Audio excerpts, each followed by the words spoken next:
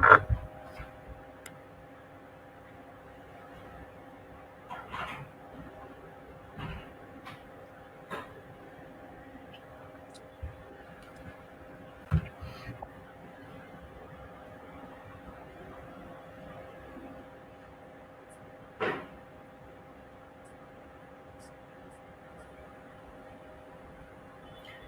Everyone, বুনন B এর নিয়মিত আয়োজন মিট উইথ দ্য ইন্ডাস্ট্রি ওনার সিরিজে বুনন বি পরিবারের পক্ষ থেকে আপনাদের সকলকে জানাই স্বাগতম। আসসালামু আলাইকুম। আজকের পুরো লাইভ সেশন জুড়ে আমি আপনাদের সাথে রয়েছি মোহাম্মদ জহিরুল ইসলাম,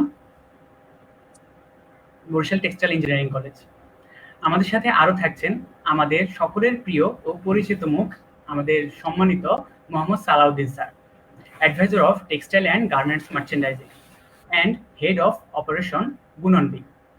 এছাড়াও আমাদের সাথে যুক্ত আছেন রিপন ভাই, ফাউন্ডারিং মেম্বার বুনন বি।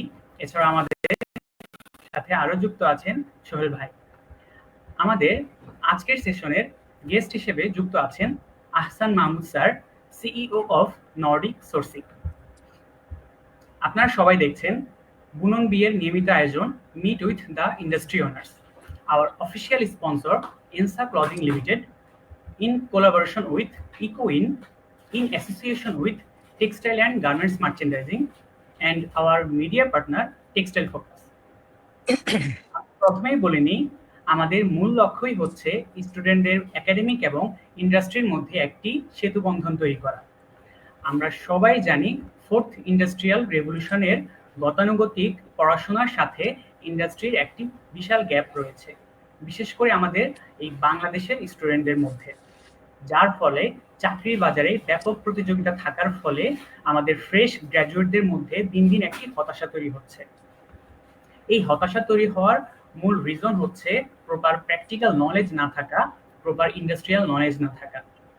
আপনারা তো জানেনই পৃথিবী অনেক দূর এগিয়ে গিয়েছে এবং সেই সাথে যুগ এবং আধুনিকতার সাথে তাল মিলিয়ে ইন্ডাস্ট্রিগুলো এখন দিন দিন আপ টু ডেট হচ্ছে। বুননের কাজ হচ্ছে এই স্টুডেন্টদের নিয়েই কাজ করা, স্টুডেন্টদের বেসিক নিড অনুযায়ী একটি ইন্ডাস্ট্রি রেডি করে গড়ে তোলা। সম্মানিত সুধীবৃন্দ, আমাদের আজকের প্রোগ্রামের আপনারা অলরেডি জেনে গিয়েছেন আমাদের স্পেশাল গেস্ট হিসেবে উপস্থিত আছেন আমাদের শ্রদ্ধেয় Ahsan Mahmud sir, CEO of Nordic sourcing. Sir কিন্তু ভীষণ চমৎকার একজন মানুষ। গার্মেন্টস এবং রিটেল ইন্ডাস্ট্রিতে তার অলমোস্ট 22 বছরের এক্সপেরিয়েন্স। আমরা তার থেকে জানবো তিনি কিভাবে 2024 সালে নর্ডিক সোর্সিং এর মতো একটি রিনাউন্ড মাল্টিন্যাশনাল কোম্পানিতে পদোন্নতি পেয়েছেন। ইন্টারেস্টিং ব্যাপার হলো তিনি এমন কিছু ব্র্যান্ডের সাথে কাজ করেছেন যা সারা বিশ্বে খুবই বিখ্যাত। সম্মানিত স্যার, আপনাকে আজকে আমাদের এই প্রোগ্রামে স্বাগতম। আপনি কেমন আছেন? থ্যাংক ইউ, আমি ভালো আছি। আমরা আজকে আমাদের এই প্রোগ্রামে গল্পে আড্ডায় স্যার থেকে জানবো স্যারের অভিজ্ঞতাগুলি, স্যারের ক্যারিয়ার জার্নি জানতে চেষ্টা করব। আর আমরা স্যারের ক্যারিয়ার জার্নি থেকে আমরা স্টুডেন্ট অবস্থা থেকে একটি সিইও হওয়ার স্বপ্ন দেখব বা সেই স্বপ্নে যাওয়ার পৌঁছানোর রাস্তা স্যারের থেকে জানতে পারবো। আমি এখন সালাউদ্দিন স্যারকে অনুরোধ করব আমাদের সেশনটি কন্টিনিউ করতে।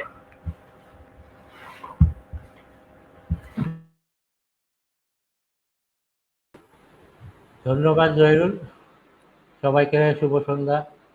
আমি সর্বপ্রথম আহসান ভাইকে কাছে অনেক কৃতজ্ঞ। আহসান ভাই সবসময় আমাদের বুননের পাশে ছিলেন, থাকেন এবং আমার ডাকে সবসময় সাড়া দিয়েছেন।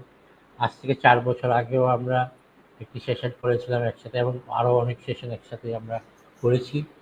মাঝে মাঝে আমাদের কথা হয়, যা আপনার কাছে আমি অনেক কৃতজ্ঞ এবং বুনন পরিবারের পক্ষ থেকে আপনাকে স্বাগত জানাচ্ছি। থ্যাংক ইউ সালাউদ্দিন ভাই, আমি থ্যাঙ্কফুল টু ইউ। আমি আসলে আর দেরি করতে চাইছি না, আমরা অনুষ্ঠানে ফিরে। আমি বা আহসান ভাইকে অনুরোধ করব প্রথমেই, আসলে আমরা 4 বছর আগে বুনন দিয়ে আপনার অনেক অ্যাডভাইস 4 বছর পেয়েছি।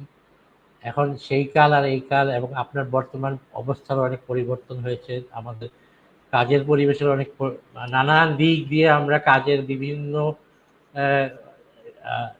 একটা অ্যালাইনমেন্ট মানে অ্যাডজাস্টমেন্ট নিয়ে বাংলাদেশের পোশাক একটা ভালো সময়, খারাপ সময়, একটা ট্রান্সফরমেশন, আমার মনে হয় ট্রান্সফরমেশন পর্যায়ে আমরা আছি। তো এখন আপনি একটু আপনার নিজের ক্যারিয়ারের কিছু কথা, কিছু সামনে আমাদের বর্তমান পরিস্থিতির কিছু কথা দিয়ে যদি শুরু করতেন, এরপরে আমরা সময়ের সাথে সাথে বিভিন্ন কথা আলোচনা। মাহমুদ ভাই। তাহলে ভাই আপনাকে ধন্যবাদ। আপনি সবসময় আমাকে সাপোর্ট দিয়ে যাচ্ছেন বিভিন্ন ব্যাপারে, বিভিন্ন ধরনের তথ্য, আপনার প্রতিষ্ঠানের বিভিন্ন ধরনের উদ্যোগ, এগুলিতে থ্যাংক ইউ আপনাকে। আর আজকে আমাকে আনার জন্য আপনাদের সবাইকে ধন্যবাদ। আমি আসলে ছিলাম একজন টিচার, আর আমি স্টুডেন্ট ছিলাম লিটারেচারের। আমি গার্মেন্টস এর সাথে কখনোই বা আমার ব্যাকগ্রাউন্ডও গার্মেন্টস এর ছিল না, একাডেমিক ব্যাকগ্রাউন্ড গার্মেন্টস এর ছিল না। আমি ইংলিশ লিটারেচার একজন স্টুডেন্ট ছিলাম। এরপর একটা কলেজে কিছুদিন শিক্ষকতা করি 2001-2 এর এই সময়টাতে। 2002 আর 3-তে আমার এক চাচা ছিলেন পদ্মা পলিকটনের, উনি ছিলেন এজিএম। তো কোনো একটা কারণে ওনার অফিসে গিয়ে আমি ওই ফ্যাক্টরির যে এনভায়রনমেন্ট, মানুষের যে ব্যস্ততা, কাজের যে একটা আহ, কি বলবো রে, কাজের যে ব্যস্ততা, এইগুলি দেখার পর আমি ইমপ্রেসড হয়ে যাই। ইমপ্রেসড হয়ে দেন আমার কাছে একটু মনে হলো যে এই সারা শিক্ষকতা ডেফিনেটলি খুব ভালো একটা পেশা। আমার বাবা টিচার ছিলেন, আমার মা টিচার ছিলেন, ইভেন আমার বোনও টিচার, আমার ফুফু চাচা সবাই টিচার। তো আমার কাছে না এই জিনিস ভালো লাগতো না, এই সারাদিন আপনার সারা বছর একই বই পড়ানো আর সকাল থেকে সন্ধ্যা পর্যন্ত স্টুডেন্ট কোচিং করানো, এই জিনিসগুলো আমার কাছে মনে হতো এক ধরনের কাজ। তো ওনার ওই জায়গায় যাওয়ার পরে আমার মনে হলো যে না, আমার এই কাজটাই বোধহয় আমার জন্য পারফেক্ট। দেন আমি 2003 মোস্ট প্রবাবলি আমি টুর শেষ দিকে, 2-3 শেষ দিকে আমি পদ্মাপল্লী কটনে জয়েন করলাম। ওই জায়গাতে আমি কাজ করতাম ডাইংয়ে। হ্যাঁ, ডাইং এর বেশলেক তো আপনারা জানেন, যারা গার্মেন্টস ট্রেডের সাথে জড়িত আছেন, যারা নিটিং ডাইং এ কাজ করছেন, ডাইং এর বেশ কাট করতে হয়। তো আমি বেশ কাট দিয়ে আমার কেরিয়ার শুরু, মানে এই ট্রেডে আসা। তো আমি ওই জায়গায় 6 মাস ছিলাম। ভয়ঙ্কর পরিশ্রম করতে হয়েছে ওই সময়। কোনো চেয়ার টেবিল ছিল না, কিচ্ছু ছিল না। যাই হোক, আলহামদুলিল্লাহ ওই সময়টা পার করে আসলাম। তারপরে মোস্ট প্রবাবলি 2 বছর পরে স্কোয়ার ফ্যাশনসে একটা সার্কুলার হলো। স্কোয়ার ফ্যাশনসে আমি জয়েন করলাম। এরপরে স্কোয়ার ফ্যাশনসে জয়েন করার পর একটা সুন্দর সময় কাটালাম। ওই যে কর্পোরেট কালচার বলেন, মার্চেন্ডাইজিং এর যদি বলেন যে হাতে করি, একটা স্মার্ট মার্চেন্ডাইজিং, একটা প্রপার মার্চেন্ডাইজিং যদি বলতে হয়, আমার স্কোয়ার থেকেই ছিলেন। এরপর স্কোয়ার থেকে আমি চলে আসি সিনার্জিসে। সিনার্জি সোর্সিং এ ছিলাম অলমোস্ট 3 বছর, অলমোস্ট 4 বছর। ওই জায়গা থেকে আমি আবার চলে যাই সাউদার্নে মার্কেটিং ডিজিএম হিসেবে।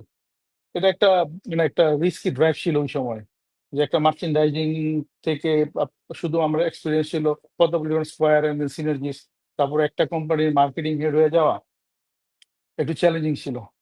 বাট আমার কাছে যেটা প্রথম থেকেই মনে হয়েছিল, একদম ডে ওয়ান থেকে আমার চ্যালেঞ্জ নেওয়া আমার খুব পছন্দ, যে আমি হ্যাঁ I need to do something different, এবং আমি আমার সাহস ছিল যে হ্যাঁ এটা পারবো। তো সাউদার্ন থেকে আমি আবার জিনা ট্রিকট নামে একটা সুইটিশ ব্র্যান্ড আছে, ওরা কিভাবে আমার সাথে কানেক্টেড হলো আমি জানি না, আমি ওদের ওই জায়গায় মার্চেন্ডাইজিং হেড হিসেবে জয়েন করলাম। 2 বছর ছিলাম। এরপর স্প্যানিশ আর একটা কোম্পানি ছিল মায়োরাল। আমি চলে আসলাম কান্ট্রি ম্যানেজার হিসেবে। একটু স্পিডি জাম্প ছিল আমার, মার্চেন্ডাইজিং থেকে মার্কেটিং হেড থেকে কান্ট্রি ম্যানেজার। এরপরে আবার ওই মায়োরালের থেকেই আবার জিনা ট্রিকট আমাকে 2015-এ নিয়ে আসলো কান্ট্রি ম্যানেজার ফার্স্টে, এবং মোস্ট প্রবাবলি 2019 or 20-তে আমার ওরা করলো regional head Bangladesh, India, Pakistan. তো এই ছিল আমার কেরিয়ারের একটা লম্বা সময়। আর এরপরে 2024 এর জানুয়ারিতে আমি চলে আসলাম জিনা ট্রিকট, সরি, নর্ডিক সোর্সিং এর সিইও হিসেবে। নর্ডিক সোর্সিং একটা Swedish Bangladesh joint venture company. Marketing and design team আছে আমাদের সুইডেনে, আমাদের হেড অফিস হচ্ছে সুইডেনে, ঢাকা হচ্ছে প্রোডাকশন অফিস। পাশাপাশি আমাদের বিজনেস এক্সপ্লোর করতেছে আপনার টার্কিতে আমাদের অফিস ওপেন করা হয়েছে। তো এই হচ্ছে আমাদের মোরলেস আমার কেরিয়ার জার্নি। আর এই ছিল। হ্যালো। জি মাহমুদ ভাই, এই আমরা ছিল মোটামুটি ক্যারিয়ার আপনার জার্নি সাউথ ভাই। জার্নিটা শুনলাম। এখন আমরা আপনার কাছে সরাসরি একটা প্রশ্ন, যে আপনার তো আমরা যতটুকু জানি বা জানলাম যে আপনার ব্যাকগ্রাউন্ডটা টোটালি একটা ডিফারেন্ট একটা জায়গা ছিল, শিক্ষকতা করছেন, সেখান থেকে আপনি একটা ট্রানজেকশন টোটালি একটা, তো সেই অভিজ্ঞতাটা একটু ছোট্ট করে শেয়ার করতে, যে ট্রান্সফরমেশনের সময়টা আমি এগুলো বলতেছি যে আমাদের বর্তমানে স্টুডেন্ট যারা টেক্সটাইল ইঞ্জিনিয়ারিং নিয়ে পড়াশোনা করতেছে, তাদের মানে অলরেডি তারা সেই জ্ঞানটা অর্জন করছে, যেটা আপনার শুরু করতে হয়েছে। আপনারটা শুরু করতে হয়েছে বাস্তবতা থেকে, আপনি আজকে এই জানেন। এবং আমার স্টুডেন্টরা যারা টেক্সটাইলে পড়াশোনা করতেছে বা যারা অলরেডি মার্চেন্ডাইজিং টেক্সটাইল থেকে ঢুকছে, তো তাদের জন্য আপনার এই মাঝখানে জানেন এই ট্রান্সফরমেশনের ব্যাপারটা যদি একটু বলতেন, যে এটার অভিজ্ঞতা, যে আপনার কাছে ভয়াবহ। কি মনে হয় যে আপনি টেক্সটাইল খুব ইঞ্জিনিয়ার কঠিন হইলে ছিল। কি আরো ভালো করতে পারতেন, আরো ভালো করতে পারতেন, মানে আরো কিছু দিতে ডেফিনেটলি হয়তো পারতেন? বা কাজগুলি আরেকটু ফাস্ট হইতো। আমার যেমন ওই জায়গায় হাতে কলমে শিখতে হয়েছে সিঙ্গেল জার্সি। আমি যখন ফ্যাক্টরিতে প্রথম জয়েন করি, আমার বলছে জার্সি ফেব্রিক্স। তো জার্সি ফেব্রিক্স বলতে আমার কাছে মনে হচ্ছিল যারা ফুটবল খেলে ওরা যে টি শার্ট গুলি পরে, এটি হলো জার্সি ফেব্রিক। জার্সি মানে হলো আপনার খেলোয়াড়দের কাপড়। তো এই ছিল আমার ফার্স্ট এক্সপিরিয়েন্স ফেব্রিক সম্পর্কে। একাডেমিক একাডেমিক এক্সপিরিয়েন্সের একাডেমিক পড়াশোনার তো ডেফিনেটলি একটা বড় ভ্যালু আছে। আপনার অনেক বেশি সাপোর্ট দেয় প্র্যাকটিক্যাল না, যখন আপনি প্র্যাকটিক্যাল এক্সপিরিয়েন্স নিতে যাবেন। একাডেমিক ব্যাকগ্রাউন্ড আপনার অনেক বেশি সাপোর্ট দিবে, আপনার কাজগুলি অনেক ফাস্ট হবে। বাট সবচেয়ে বেশি ইম্পর্টেন্ট যে এইটা, সেটা হচ্ছে আমার কাছে আপনার ভিশন, আপনার হার্ড ওয়ার্ক করার একটা প্রবণতা।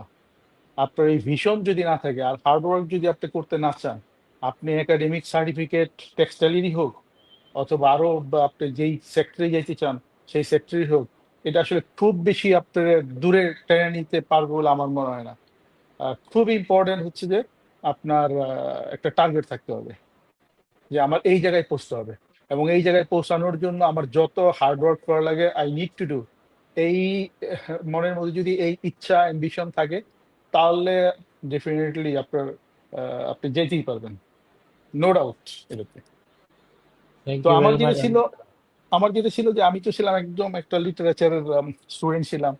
হ্যাঁ, এই তারপরে সেই কাপড় টাপড়, এই কনজামশন তৈরি করা, বায়ারদের সাথে কমিউনিকেশন করা, প্যাকিং লিস্ট তৈরি করা।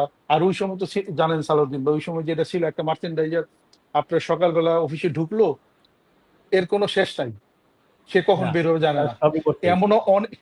এমনও অনেক দিন গেছে আপনি জানেন না।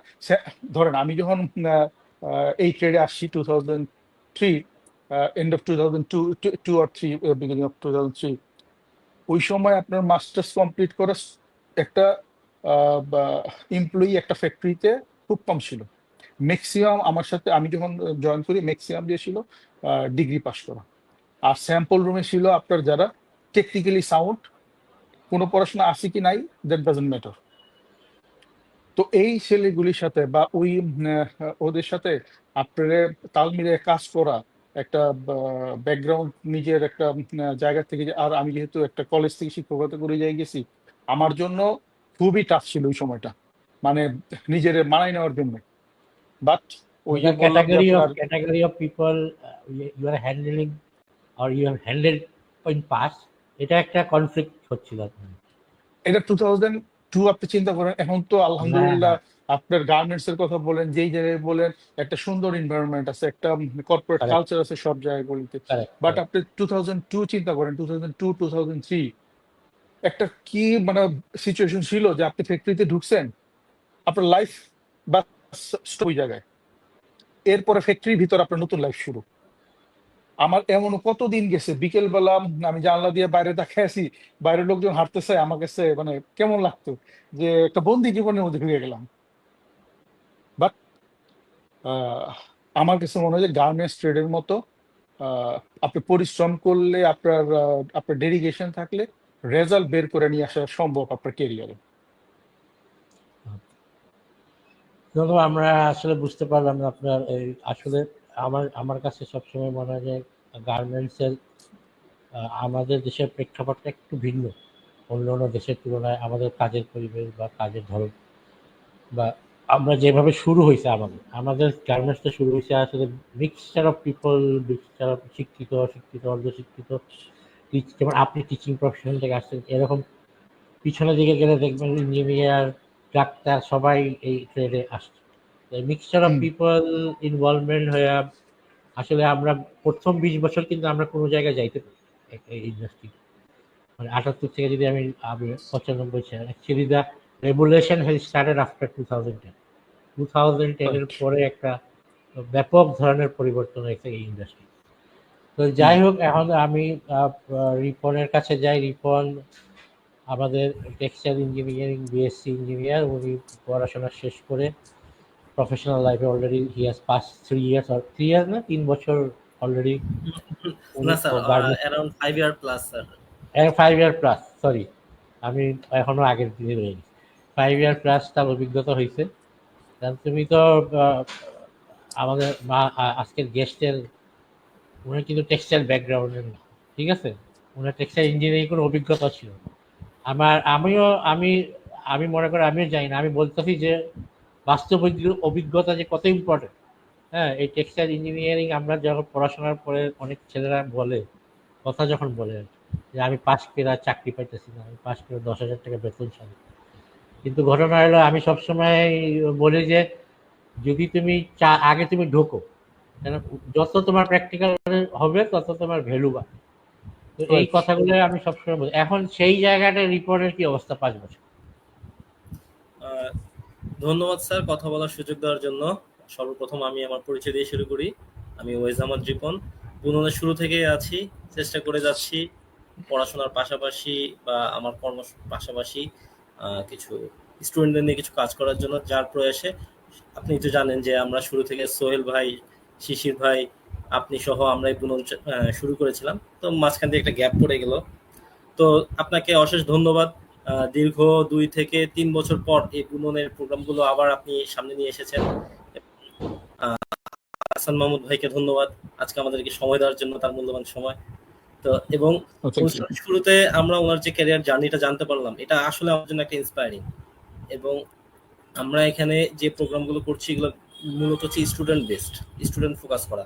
সো একজন স্টুডেন্ট যখন এরকম আপনাদের মতো লোক থেকে তার ক্যারিয়ার রোড ম্যাপটা যখন পায়, তখন তারা আসলে স্বপ্ন দেখতে শিখে, তারা আসলে চিন্তা করতে শিখে যে আমার যে একটা নির্দিষ্ট গণ্ডি, এর বাইরে গিয়ে আমাদের কিছু কাজ করতে হবে, এবং সে কাজটা করলে হয়তো আমরা ওই পর্যায়ে পৌঁছতে পারবো। তো এই সুযোগটা আমার গত 4-5 বছর আগে আপনাদের সাথে কাজ করার মাধ্যমে আমার হয়েছে। আপনাদের মতো আরো বেশ কিছু স্বনামধন্য ইন্ডাস্ট্রি ওনার এবং হচ্ছে আপনার সিনিয়র পার্সনদের সাথে যখন আমি স্টুডেন্ট অবস্থা থেকে কানেক্টেড ছিলাম, তখন কি হয়েছে, আমি আমার আমার যে বক্স বা নির্দিষ্ট গণ্ডি, তার বাইরে গিয়ে চিন্তা করতে পেরেছি। এবং এটা আমার ব্যক্তিগতভাবে আমি বিশ্বাস করি এটা আমার প্রফেশনাল লাইফে যথেষ্ট আমি এদিক দিয়ে আমি সাকসেসফুল, যে আমি যেটা শিখতে পেরেছি সেটা কাজে লাগাতে পারছি। এবং এই যে নেটওয়ার্কিংটার মাধ্যমে এটা আমার নিজস্ব পার্সোনাল বেনিফিট বা আদার্স যে নলেজ বা হচ্ছে আদার্স যে কাজগুলো সবকিছু মিলে আমি বলবো যে এই যে ওয়েটা আমরা বুননের মাধ্যমে ক্রিয়েট করেছি স্টুডেন্টদের জন্য, এটা প্রত্যেকটা স্টুডেন্টেরই এটা মেনটেন করা উচিত। এর মাধ্যমে নিজে কিছু শিখতে পারবে, জানতে পারবে এবং ইন্ডাস্ট্রিকে ভালো কিছু উপহার দিতে পারবে। তো আমার ক্যারিয়ার জার্নি এখান থেকে বুনন থেকে শুরু হয়ে আমি ব্যাক টু ব্যাক অনেকগুলো কোম্পানিতে চাকরি করেছি। ইনিশিয়ালি স্যারের মতো আমি একটা ডাইং মিলে ছিলাম, ইনিশিয়াল ক্যারিয়ার শুরু করেছিলাম একটা ডাইং মিলে। তারপর সেখান থেকে মার্চেন্ডাইজিংয়ে আসলাম, মার্চেন্ডাইজিংয়ে এসে ফ্যাক্টরিতে একটা নির্দিষ্ট সার্টেন টাইম জব করার পর এখন একটা বাইং অপারেশনে আছি। তো ভেরিয়াস এক্সপিরিয়েন্স হয়েছে কাজ করার। এবং এই কাজগুলোর ক্ষেত্রে আমার যে স্যার যেটা বললেন যে আমার ব্যাকগ্রাউন্ড টেক্সটাইল ইঞ্জিনিয়ারিং ব্যাকগ্রাউন্ড, এটা অবশ্যই আমাকে অনেক হেল্প করেছে। তো কেননা স্যার যেটা বললেন, স্যার যখন ক্যারিয়ার শুরু করলো, সিঙ্গেল জার্সি ফেব্রিক বলতে উনি বুঝতো শুধুমাত্র খেলোয়াড়দের যে ফেব্রিকটা, সেটা এরকম অবস্টাকল গুলো আসলে আমাদের পড়তে হয়নি, কারণ আমরা জিনিসগুলো আগে স্টুডেন্ট অবস্থায় দেখে এসেছি, পড়ে এসেছি। কিন্তু হ্যাঁ, আমরা যেটা দেখে এসেছি, পড়ে এসেছি, সেটা হচ্ছে আমরা যে বইগুলো পড়েছি এগুলো অ্যাকচুয়ালি ব্যাকডেটেড অনেক। বর্তমান যে কারিকুলাম অনুযায়ী আমাদের যা পড়ানো হয়, এটা আমি স্ট্রংলি বলবো, এই বুননের মাধ্যমে আমি বলবো এই কারিকুলাম বা বইগুলোকে আমাদের রিভাইজ করা উচিত। এই বিষয়ে হয়তোবা বুটেক্স কর্তৃপক্ষ বা হচ্ছে আপনার শিক্ষা মন্ত্রণালয় এই বিষয়ে কাজ করবে বলে আমি আশাবাদ রাখছি। কারণ আমরা বইয়ে যেগুলো পড়ি সেগুলো হচ্ছে অনেক গতানুগতিক অনেক জিনিস, কিন্তু প্র্যাকটিক্যাল ফিল্ডে আমাদের ডে বাই ডে টেকনোলজি অনেক রেভলিউশন হচ্ছে, নতুন নতুন টেকনোলজি আসছে। আমরা সেই 80 দশকের টেকনোলজি নিয়ে কিন্তু এখনো বসে নাই। আমরা এখন দিন দিন প্রোডাকশন কিভাবে বাড়াবো, আমাদের প্রোডাক্টিভিটি কিভাবে বাড়াবো, আমাদের খরচ কিভাবে কমাবো, এই দিক নিয়ে আমরা কাজ করছি। তো আমাদের লেটেস্ট টেকনোলজিগুলো অবশ্যই আমাদের বইয়ের মধ্যে ইনক্লুডেড করা উচিত। এবং যদি এটা করা সম্ভব হয় তাহলে আমরা স্টুডেন্ট অবস্থা থেকেই আমরা যখন মানে জব ফিল্ডে যখন আসবো তখন একদম আমরা কমপ্লিটলি রেডি হয়ে বেরোতে পারবো। নাহলে কি হবে, আমরা ওই আগের জিনিসটা পড়ে এসেছি কিন্তু প্র্যাকটিক্যাল ফিল্ডে এসে দেখি যে একটু ডিফারেন্ট, ম্যাচ করা যায় না। তো নতুন করে আবার শেখা লাগে। তো এখন একটা রিভলিউশনের যুগ, তো এবং একটা মানে সবকিছু খুব ফাস্ট হচ্ছে বা সবকিছু খুব স্মার্টলি হ্যান্ডেল করা হচ্ছে। তো এই সিচুয়েশনগুলো হ্যান্ডেল করতে গেলে আমরা স্টুডেন্ট অবস্থা থেকে মানে আমাদেরকে ওভাবে প্রিপেয়ার করতে হবে যে আমরা যত মানে লেটেস্ট টেকনোলজিগুলোর সাথে আমরা পরিচিত থাকি, এবং অ্যাটলিস্ট বইয়ে না থাকলেও আমরা যেন বিভিন্ন প্রোগ্রাম অ্যাটেন্ড করি, সেমিনার অ্যাটেন্ড করি, টেক্সটাইল ফেয়ার অ্যাটেন্ড করি বা বিভিন্ন সেমিনার অ্যাটেন্ড করি।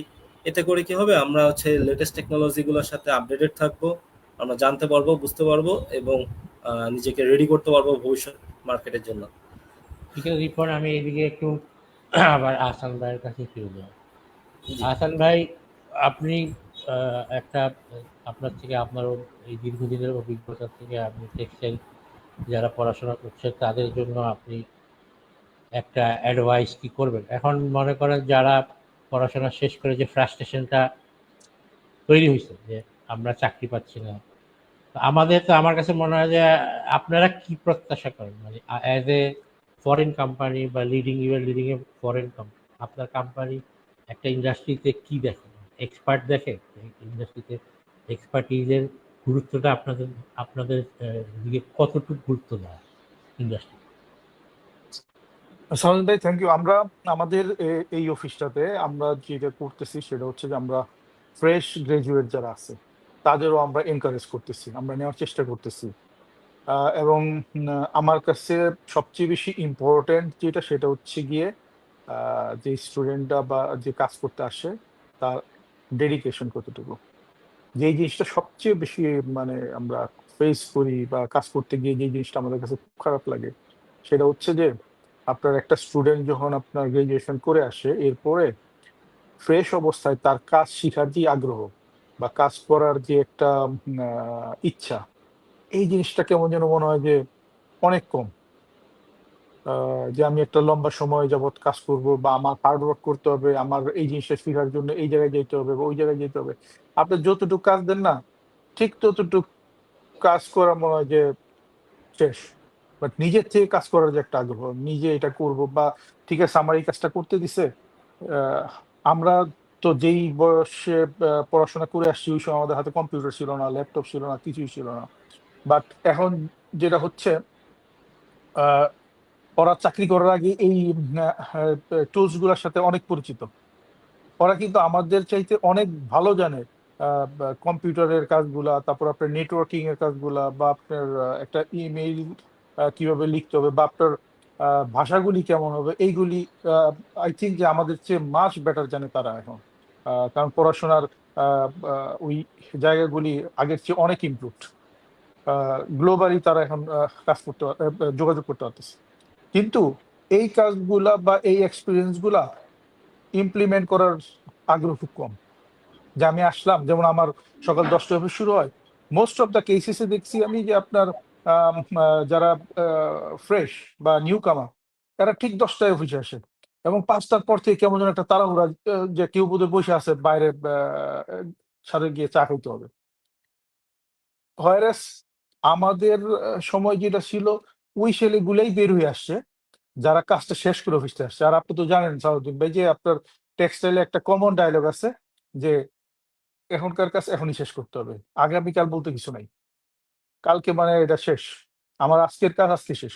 আমরা এখনো কিন্তু এখনো আমি আমি করি বা অনেকেই আছেন যারা এই ট্রেডে ভালো করতেছেন বা অনেক ভালো জায়গায় আসছেন। আপনি প্রত্যেকের কথাই শোনেন, প্রত্যেকের কিন্তু এক্সপিরিয়েন্স একই রকম। প্রথমে অনেক হার্ড ওয়ার্ক করতে হয়েছে তাদের। এখনো আমরা রাত্রে 12টার সময় বা রাত্রে 2টার সময় যদি ঘুম ভাঙে, আমি এটা এনকারেজ করি না। এটা হয়তো বা ভালো না, বাট এটা আমাদের অভ্যাস হয়ে গেছে যে আমরা রাত 2টার সময় ঘুম ভাঙলে আমরা একটা মেইলটা চেক করি যে কোনো মেইল আসছে কিনা। হ্যাঁ, আহ, আমার মনে হয় যে ফ্রেশ যারা আছে এরা যদি আরো বেশি ডেডিকেটেড হয়, তাদের যদি লাইফের কোনো ইচ্ছা থাকে যে আমি এই জায়গায় যাব, একটা গোল ঠিক করতে হবে যে আমি এই জায়গায় আমার পৌঁছতে হবে। আর যদি মনে করে যে না আমি গ্রাজুয়েশন করছি, ওকে লেটস ফাইন, আমি মার্চেন্ডাইজিং করতেছি, আজকে মার্চেন্ডাইজে ছিলাম, 5 বছর হয়ে গেছে আমি সিনিয়র মার্চেন্ডাইজার হইলাম, 10 বছর হয়ে গেল আমি কোনো মতো অ্যাসিস্ট্যান্ট ম্যানেজার হইলাম, এরপরে একটা ম্যানেজার পোস্টে আমি রিটায়ার করলাম, লাভ নাই।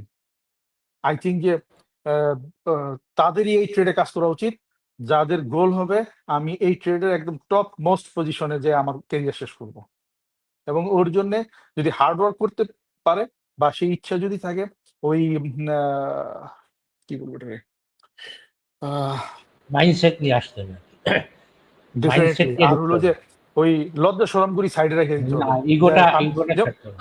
রাইট, এগুলো একদম সাইডে রেখে দিতে হবে। এগুলো সাইডে রেখে আপনি চলতে থাকেন, এক সময় সব মানুষগুলো আপনারই রাখবে।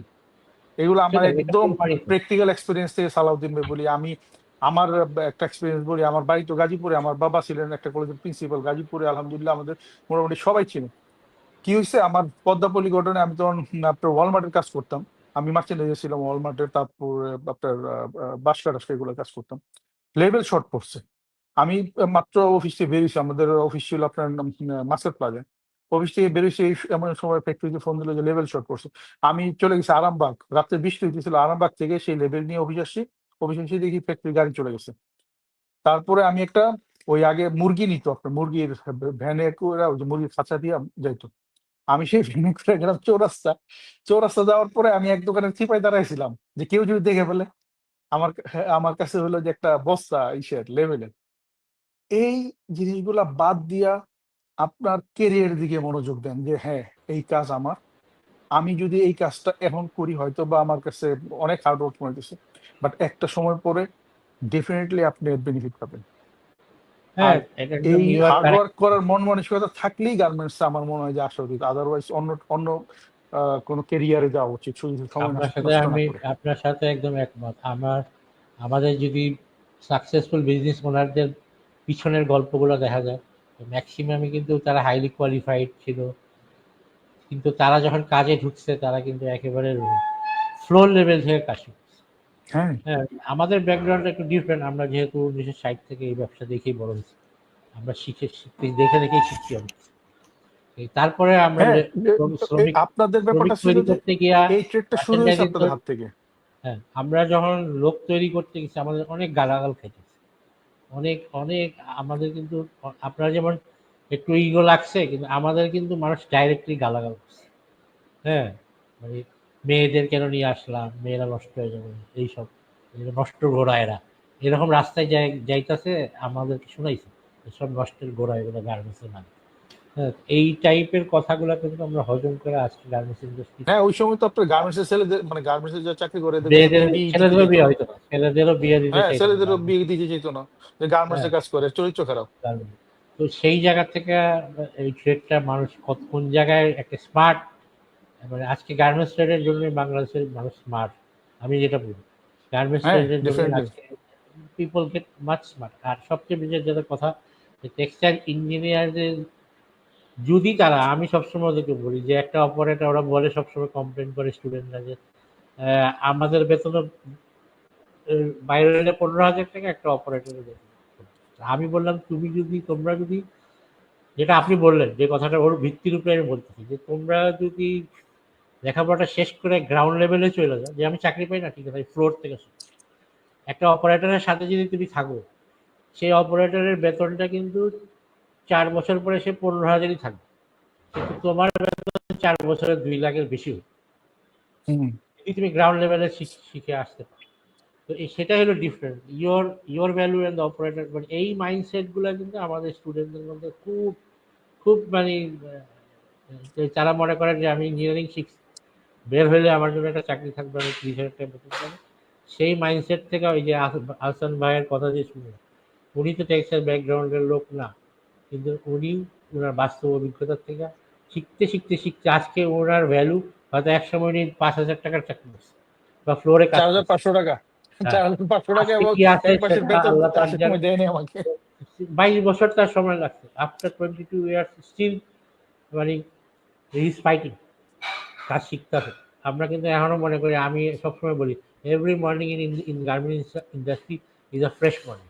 ঠিক আছে, আমি যে শেষ করেছি কালকে, I don't know what happened next, and it should be a new experience for you. It's not that I am experienced. Something will come in the morning that is totally a new things. এখন যেমন আমরা একটা situation পুরো garments industry, আমি tariff নিয়ে এটা নিয়ে সেটা নিয়ে, হ্যাঁ, এটা তো আমরা প্রস্তুত ছিলাম না। আমরা কিন্তু 2020 থেকে একটা অপ্রস্তুত জায়গায়, করোনার পরে ইউক্রেন, এটার পরে সেটা, এটার পরে সেটা। ঠিক আছে, এই যে আমরা একটা ম্যাস এক্সপেরিয়েন্স গ্যাদার করতেছি, এটা কিন্তু আমি বলি যে 20 সালে যারা ইন্ডাস্ট্রি টেক্সটাইলের প্ল্যাটফর্মগুলোতে নলেজ শেয়ার করতেছে তারা অনেক লাকি। তারা খুব বাজে সময়গুলো কিন্তু এক্সপেরিয়েন্স দিচ্ছে সবাই। হ্যাঁ, মানে এই ইন্ডাস্ট্রি কিন্তু উঠে আসতেছে, আস্তে আস্তে করে উঠে আসতেছে, আবার পড়ে যাচ্ছে, আবার উঠে আসতেছে, আবার পড়ে যাচ্ছে। কিন্তু যারা অলরেডি এই ইন্ডাস্ট্রি নিয়ে পড়াশোনা করতেছে, আগামী 12 বছর কিন্তু আরো ভালো জায়গায় চলে যাবে, আরো ভালো। এখন লোকে, আমি মনে করি এখন আমাদের অনেক ঘাটতি, লোক অনেক ঘাটতি। এই যে আমরা বলতেছি অর্ডার আসতেছে, অর্ডার হইতেছে, এই অর্ডারগুলো আমরা তুলবো কিভাবে, সেটারও তো কোনো, আমি দেখি না কোনো স্কোপ আছে। তো যেটা হলো যে টেক্সটাইল ইঞ্জিনিয়ারিং যারা পড়াশোনা করছে, এই যে তাদের কিন্তু অ্যাডভান্টেজ অনেক বেশি।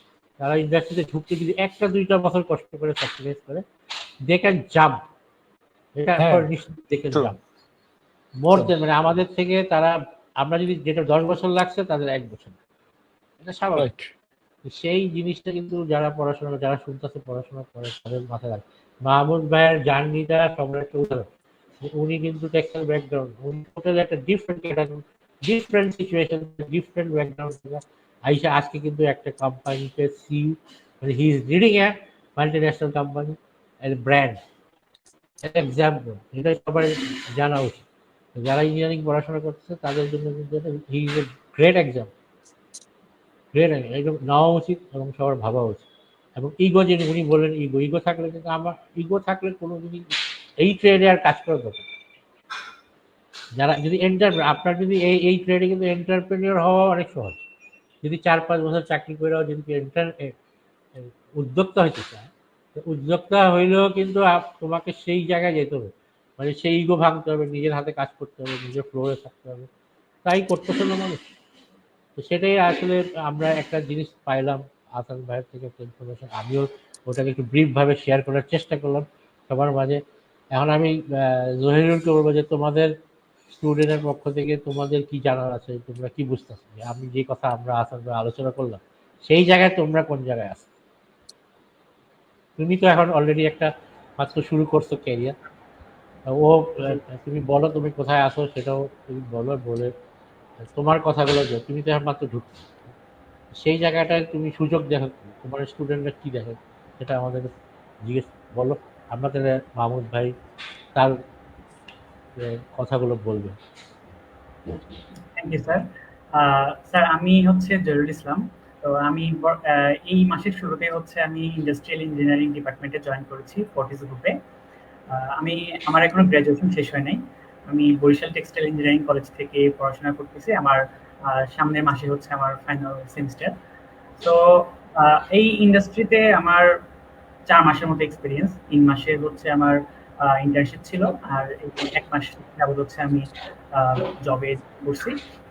সো একটা জিনিসে আমি খুব ভালো করে লক্ষ্য করেছি যে আমার কাছে মনে হয়েছে যে আসলে 4 বছরে আমরা কারিকুলামে যে জিনিসগুলো শিখেছি, বিশেষ করে যে রিপন ভাই বলেছিলেন, তো সেইখান থেকে মনে হয়েছে যে আমার ইন্ডাস্ট্রিতে এসে আমি আরো অনেক বেশি জিনিস দেখতেছি, বা এমনও জিনিস আমি হয়তো 4 বছর মুখস্থ করে গিয়েছি জাস্ট পরীক্ষাতে ভালো নাম্বার পাওয়ার জন্য, কিন্তু সেটা আসলে বুঝিনি বা ওইভাবে বোঝার চেষ্টা বা ওই রকম ক্ষেত্র তৈরি হয়নি। ইন্ডাস্ট্রিতে যখন এসেছি, কিভাবে একটা সুইং মেশিন কাজ করে, কিভাবে কোন সুইং মেশিনে কোন ধরনের থ্রেড হয়, তারপর হচ্ছে কোন ধরনের ডাই হবে, কি হবে, এগুলো সবগুলো দেখা গেছে হচ্ছে আমরা পড়েছি, কিন্তু ইন্ডাস্ট্রিতে এসে সম্পূর্ণ একটা ভিন্ন জিনিস দেখতেছি। যে এখানে মনে হচ্ছে যে যেন আমি আরো লার্নিংটা আমার আরো বেটার হচ্ছে। আমি যেটা মানে শুধু বই পড়েই হচ্ছে আমি মুখস্থ করে যাচ্ছি, কিন্তু এখানে আমি কয়েক মিনিট দেখলে আমি জিনিসটা আরো ভালো করে বুঝে যাচ্ছি। তো এই আমাদের কারিকুলামের সাথে যে ইন্ডাস্ট্রির যে এটা একটা গ্যাপ যে তৈরি হচ্ছে, এই ব্যাপারটাকে আপনি কিভাবে দেখেন যে একটা স্টুডেন্ট 4 বছরে সে যতটুকু পড়াশোনা করতো সে দেখা যায় ইন্টার্নশিপ 3-4 মাসে দেখা যায় এর থেকে বেশি নলেজ সে গ্যাদার করতে পারতেছে। এটা কি আমাদের কারিকুলামের গ্যাপ বলবে এটাকে, নাকি হচ্ছে আমাদের প্র্যাকটিক্যাল নলেজ বা ওই 4 বছর আমরা ইন্ডাস্ট্রি কম ভিজিট করার কারণ, ব্যাপারটা যদি একটু বলতেন। টেক্সটাইল কারিকুলাম সম্পর্কে আমার খুব বেশি আইডিয়া নাই যে টেক্সটাইলে আসলে কি সাবজেক্টগুলি আছে বা কোন এরিয়াগুলি কভার করে, এই সম্পর্কে আমার আইডিয়া খুব কম। আমি এটা বলতে পারবো না, বাট ডেফিনেটলি আপনার গার্মেন্টস এর পার্সপেক্টিভে যদি বলি, এভরিডে আমাদের টেকনোলজি চেঞ্জ হয়ে গেছে, এভরিডে আমরা নতুন নতুন টেকনোলজি নিয়ে কাজ করতেছি। আগে যেটা ছিল না আমাদের, যে আপনার এখন আমরা একটা গার্মেন্টস পাই, সেই গার্মেন্টসটাকে স্টাডি করতেছি, এই গার্মেন্টসটার প্রোডাক্টিভিটি নিয়ে চিন্তা করতেছি, গার্মেন্টসের actual cost accuracy of productivity নিয়ে কাজ করতেছি।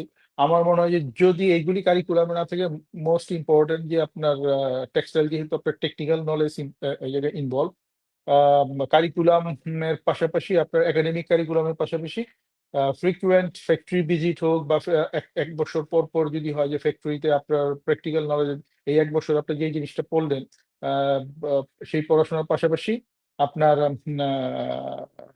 প্র্যাকটিক্যাল নলেজটা সমন্বয় করার জন্য আমার মনে হয় যে গ্রুপ ওয়াইজ ফ্যাক্টরি ভিজিট করা বা ফ্যাক্টরিতে ওই সাবজেক্টগুলো যেগুলি স্টাডি করতেছেন ওইগুলির সাথে মেশিনের যেই কার্যকারিতা বা মেশিনের যে কাজগুলা, এইগুলি সম্পর্কে যদি আপনারা একটু প্র্যাকটিক্যাল নলেজ গেদার করতে পারেন, that will be more efficient. আপনার এইদিকে পড়াশোনা শেষ হলেও আপনার প্র্যাকটিক্যাল নলেজ গুলো আরো বেশি আপনার মধ্যে আসলো, এবং যখন আপনি চাকরিতে ঢুকবেন, ওই যে সালাউদ্দিন ভাই যে জিনিসটা বলেন যে মোর ইজি ফর ইউ, যে এইগুলি ওভারকাম করে খুব দ্রুত আপনি আপনার ক্যারিয়ারটাকে স্মুথ ওয়েতে সামনে আগায় নিতে পারবেন। Thank you sir. Ripon, sir যদি তোমার আরেক মাহমুদ ভাইয়ের কাছে কোনো প্রশ্ন আছে, রিপন কি পুরো আমাদের কোন ধরনের আসলে হাসান ভাই, যে আপনারা কোন স্কিলটারে এখন বেশি প্রেফারেন্স দিচ্ছেন স্টুডেন্ট কাজ লোক নেওয়ার ক্ষেত্রে বা কাজের ক্ষেত্রে? টেকনিক্যাল নলেজ তো আসলে আমি যেই এমপ্লয়িটা আমাদের এখানে জয়েন করতে চাই, আমি তো ওর কাছ থেকে টেকনিক্যাল এক্সপিরিয়েন্স আশা করতে পারি না। মোস্ট ইম্পর্টেন্ট যেই জিনিসটা সেটা হচ্ছে কাজ করার এবং কাজ শেখার যে আগ্রহ, সেইটা আমরা খুব বেশি প্রায়োরিটি দিচ্ছি। আর হচ্ছে হাউ ফাস্ট দেখেন আপনার কমিউনিকেশন স্কিলটা কত দ্রুত ডেভেলপ করতে পারে, এটা আমার কাছে মনে হয় যে খুব ইম্পর্টেন্ট।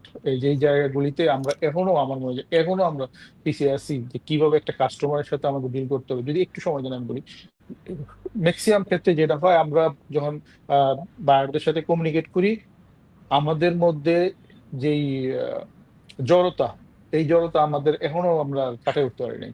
বায়ারদের সাথে এখনো আমরা যখন নাকি ডিল করি, তখন আমার কাছে মনে হয় যে he or she is buyer, আমি হচ্ছে এই জায়গায় একটা মার্চেন্ডাইজার। বাট এটা আসলে তা না। সেও ওই জায়গার একজন এমপ্লয়ি, ঠিক সেম লেভেল ক্যারি করে যেই লেভেলটা আপনি ক্যারি করতেছেন। আপনি তার সাথে কাজ করবেন এইভাবে যে আপনি আপনার কলিগের সাথে কাজ করতেছেন। যখনই হয় কি, আপনি আপনার যার সাথে কাজ করতেছেন তারে যদি আপনি বস মনে করেন, বা তার সাথে যদি আপনি খুব খোলামেলা ভাবে কাজ আপনার আইডিয়া গুলি শেয়ার করতে না পারেন, আপনার কমিউনিকেশন যদি আপনি ডিল না করতে পারেন, তখন অনেক কিছুই হাইড হয়ে যায়। তখন আপনি মনে করেন যে বোধহয় এটা জিজ্ঞেস করলে আবার কি মনে করে, এটা কি লিখবো কিনা। এইটা গেল একটা সাইড। আরেকটা জিনিস, আমরা যখন কমিউনিকেশন করি তখন আমাদের কমিউনিকেশনের ওয়েটা এমন হওয়া উচিত যে আমি যেই জিনিসটার উপরে লিখতেছি, আমার আগে থেকে চিন্তা করতে হবে এই জিনিসটা যে এই মেইলটা বা এই সাবজেক্টটা যে পড়তেছে সে আমার কি রিপ্লাই দিবে। আমরা হুটহাট করে একটা লিখে দিলাম যে this price I can not manage, এইভাবে তো আসলে মানে আপনি আগাইতে পারবেন না। আমার একটা একটা পার্টিকুলার পোর্শন আমার রেখে দিতে হবে ডিল করার জন্য। এখানে মার্চেন্ডাইজিং বা মার্কেটিং আমরা যখন কাজ করতেছি, আমরা কিন্তু এখানে প্রোডাক্ট সেল করতে বসছি। আমার কাজ হলো তার কাছে যেইভাবেই হোক আমার প্রোডাক্টটা সেল করতে হবে। সেই সেল করার জন্য আমার নিজেরে তার সাথে প্রেজেন্ট, এই নিজের প্রেজেন্টেবল করার যেই ওয়ে অফ কমিউনিকেশন, এই জায়গাটাতে আমাদের অনেক গ্যাপ আছে, আমার কাছে মনে হয় এটা। আপনি ঠিকই বলছেন, আমাদের আসলে এখনো যে কমিউনিকেশনের মধ্যে সবার ভিতরে একটা জড়তা আছে, মানে স্পষ্ট না, মানে ক্লিন হার্ট। মানে আমার জীবনে আমি যত ইন্ডাস্ট্রিতে বা বায়ারদের সাথে কমিউনিকেট করছি, তাতে ম্যাক্সিমামই কিন্তু এমপ্লয়ি ছিল, যারা আসতো যারা যাইতো রাইট। সবই। আমি কখনো, মানে খুব রেয়ার, আমি ফ্রান্সে মনে করেন ওশানের সাথে কাজ করতাম, ক্যারিফোর ওশান এদের সাথে আমার কাজের অভিজ্ঞতা ছিল সবচেয়ে বেশি। ইউকের কাজ, আপনি গাছ তো হয়তো ব্র্যান্ড ছিল, স্কুল শার্ট করতে পারলাম। তাদের ম্যাক্সিমামই যখন যারা ভিজিটে আসতো বা যাইতো, ম্যাক্সিমামই ছিল কিন্তু এমপ্লয়ি, তাদের হয়তো জিএম লেভেলের লোক বা বাইং টিম এগুলোর সাথেই আমাদের বাংলাদেশে। আমি যেটা মনে করি আসলে বোঝানো এবং বোঝার ক্ষমতাটা, রিড করার ক্ষমতা, কমিউনিকেশন স্কিলে অনেক ইম্পর্টেন্ট। ঠিক আছে, যেমন আমরা আজকে আমার অভিজ্ঞতা বা যে আমি একটা মেল যদি দেখি, তো আমি ওই মেলের 10টা রিপ্লাই সাথে সাথে মাথায় চলে আসে। এটা আসলে এক্সপেরিয়েন্সের ব্যাপার, এটা রিড করার ব্যাপার। মানে আপনি আমাকে একটা মেল দিলেন, আমি মেলটা পড়লাম, পড়ার সাথে সাথে কিন্তু আমি অটোমেটিকলি রিড করি যে সে আর আর 10টা মেল এভাবে আমাকে রিপ্লাই দিতে পারে। আমি কিন্তু আপনার রাইট। থেকে 10 গুণ আগায় চিন্তা করি। হ্যাঁ, রাইট, সেই এটাই করতে হবে। হ্যাঁ, ওইটা রিড করতে পারলে you can have a smooth communication. আর সামনাসামনি কমিউনিকেশন তো আমাদের এখানে হয়। তো হওয়ার সময় আমরা দেখা যায় যে যেটা আপনি বললেন যে আহা বলবো কি বলবো না, বায়ার এর কি মনে করেন, এই জিনিস থাকলে কিন্তু আর ব্যবসা, তখন সেটা ব্যবসা না। কিন্তু বিজনেসে ওরা খুব প্রফেশনাল, স্নায়ু যুদ্ধ করে, চোখে চোখে রিড, এগুলো কিন্তু অনেক বড় ব্যাপার। হ্যাঁ। বায়ার আপনার যখন বসে, তো চোখে চোখেও রিড করতে আমরা ওর হয়তো যখন তারা কথা বলে, এটা it's part of communication skill. হ্যাঁ, আমি একটা বায়ারের আওয়াজ শুনলে বা চোখ দেখলে আমি বুঝতে পারি যে আমার কি বলতে চাইতেছে বা কি বোঝাতে। তো সেটা হলো এক্সপেরিয়েন্সের ব্যাপার, সেগুলো এখন তো অনেক লার্নিং, এই টাইপের লার্নিং অনেক প্ল্যাটফর্ম আছে যেগুলো শেখানো হয়। হ্যাঁ, আমার কাছে মনে হয় যারা টেক্সটাইল ইঞ্জিনিয়ারিং পড়াশোনা করতেছে তারা পাশাপাশি আপনি যেটা বললেন সেটা হলো কমিউনিকেশন স্কিলটা অনেক অনেক পরিষ্কার থাকবে এবং বোঝার। এবং আমি সবসময় বলি ভালো মার্চেন্ডাইজার বলতে কি, ভালো মার্চেন্ডাইজার আমি বুঝি বুঝার এবং বোঝানোর। ঠিক আছে, আপনি একটা মার্চেন্ডাইজার কিন্তু you are making a bridge between right. Buyer and factory. তো ইফ ইউ হ্যাঁ। একটা ব্রিজ যদি স্ট্রং না হয়, বোঝানোর এবং বোঝানোর ক্ষমতার লোকটা যদি স্ট্রং না হয়, সেই ব্রিজ তো উইক ব্রিজ হলে কিন্তু দুইজনই মরবে, বায়ারও মরবে, সাপ্লায়ার। সেটা আমি আমার কথাটা বলে যেটা আপনি বললেন যে আমাদের আসলেও আমি এখনো দেখি যে অনেকে পড়াশোনা জিজ্ঞেস করলে বলতে পারে না, বা ইংলিশের ফ্লুয়েন্সি বা বোঝার ক্ষমতা নাই। একটা মেয়ের আসলো, সে হয়তো চিন্তাই করতেছে কি করবো না করবো। তো এই জায়গাটা খুব অভিজ্ঞতা আসলে মানুষ অভিজ্ঞতার সাথে সাথে হয়, কিন্তু শেখার যেহেতু এখন সুযোগ আছে, আগে তো শেখার সুযোগ ছিল। হ্যাঁ, হ্যাঁ। আমাদের কোনো সুযোগই ছিল না। এখন আমরা ব্রিটিশ কাউন্সিলেই কিছু জিনিসপত্র ছিল যেখানে শেখার কিছু ছিল, হ্যাঁ। English language course. এটা কোর্স আপনি হয়তো জানেন কিনা, ব্রিটিশ কাউন্সিলের একমাত্র জায়গা ছিল যেখানে আমি টোফেল করছি, আইএলটিএস করছি, তখন ওগুলো আমি শিখছি। তো এখন তো অনেক সুযোগ, এখন সারাদিন আপনি চ্যাট জিটিপি এআই আইসা তো হ্যাঁ, এখন তো আর আপনি মেল লিখে দিতেছে। আপনার লিখেই দিতেছে। তো সেই সেই জায়গায় থেকে এখন আমরা আমাদের তো মানে ফাঁকি যুক্তি কথা বলার কোনো সুযোগ নেই। যে আমার একাডেমি আমার শিখায় নাই, আমার সিলেবাস ঠিক নেই। একটা দেশের পরিবর্তন আসবে, কিন্তু আমার টেক্সটাইল ইঞ্জিনিয়ার যারা পড়াশোনা তাদেরকে আমি সবসময় বলি এক রাতে তো আর সিলেবাস পরিবর্তন করা সম্ভব না। কিন্তু নিজের পরিবর্তন করা সম্ভব, নিজের শিখা, নিজের স্কিল দেওয়া। হয়তো 12 বছর পরে আমরা প্রযুক্তি, কালকেও একটা অনুষ্ঠান আমি বলছি যে প্রযুক্তি নিয়ে আমরা ফার্স্ট জেনারেশন কাজ শুরু করছি। আমি শোনো, প্রযুক্তি কিন্তু ইনভলভমেন্টটা বাংলাদেশে মাত্র শুরু হয়েছে এই টেক্সটাইল বা আরএন্ড ইন্ডাস্ট্রি। তো সেটা হয়তো এক যুগ পরে আমাদের আরো এরকম লার্নিং জায়গা ক্রিয়েট হবে, পড়াশোনা হবে।